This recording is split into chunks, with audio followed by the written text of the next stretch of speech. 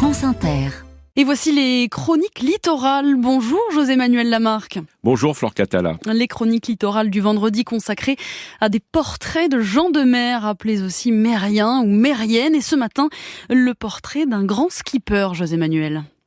En la personne de Roland Jourdain, Flore, que j'ai rencontré à la présentation de la Transat Jacques Vabre et qui prendra le départ du Havre dimanche prochain, le 29 octobre, direction la Martinique. Roland Jourdain ne compte plus ses performances. La Whitbread, la course de l'Europe, la solitaire du Figaro, la route du Rhum, le Vendée Globe.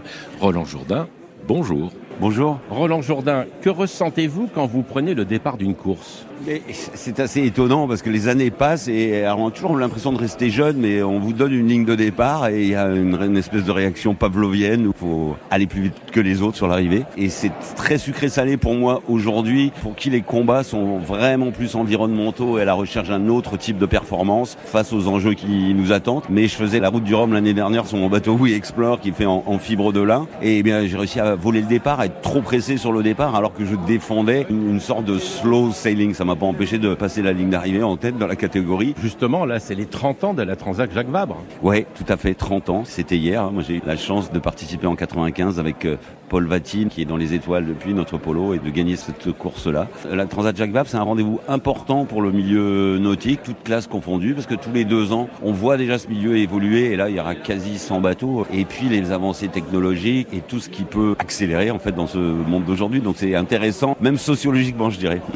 La mer, pour vous, qu'est-ce que c'est ? La mer, pour moi, c'est un indispensable, je dirais. J'ai besoin du bleu comme j'ai besoin du vert de la terre. Dans la langue bretonne, il n'y a qu'un seul terme pour le bleu ou le vert. On parle du glaze. Et donc, je pense que je suis né entre ce vert et ce bleu. J'ai absolument besoin de passer du temps sur l'eau, en mer, seul ou pas seul. Mais j'ai absolument besoin de retourner dans le vert aussi après. Donc voilà, c'est un élément équilibrant pour moi, l'eau, qu'elle soit douce ou salée. En plus de naviguer, vous naviguez pour sauver la planète. Vous avez créé Kairos, ça c'est le développement des biomatériaux pour les bateaux, mais il y a aussi le fonds de dotation Explore. Ce sont d'autres aventures. Oui, ce sont d'autres aventures qui font partie pour moi de l'aventure avec un grand A. Je crois que ça fait 40 ou 50 ans quand j'ai commencé mes premiers bords en mer. La planète, pour nous tous, c'était encore infini. C'est-à-dire qu'on était dans cette notion d'exploration pour aller chercher des richesses, des ressources, des solutions toujours plus loin derrière la ligne d'horizon. Au fur et à mesure de l'accélération de nos bateaux, cette planète, elle a rétréci puisque nos temps de parcours, ils diminuent.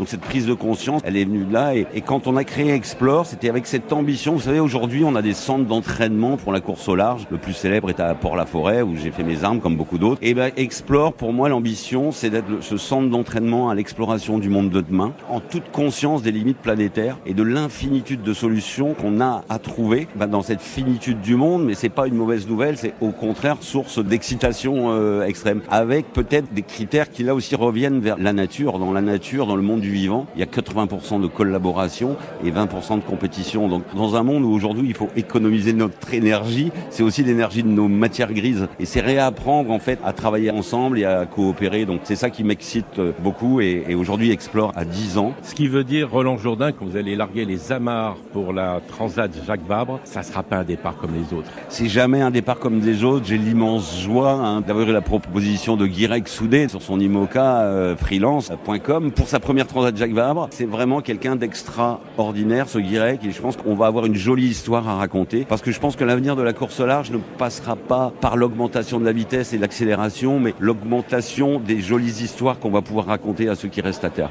Merci Roland Jourdain. Un site internet oui-explore.org, oui c'est W-E.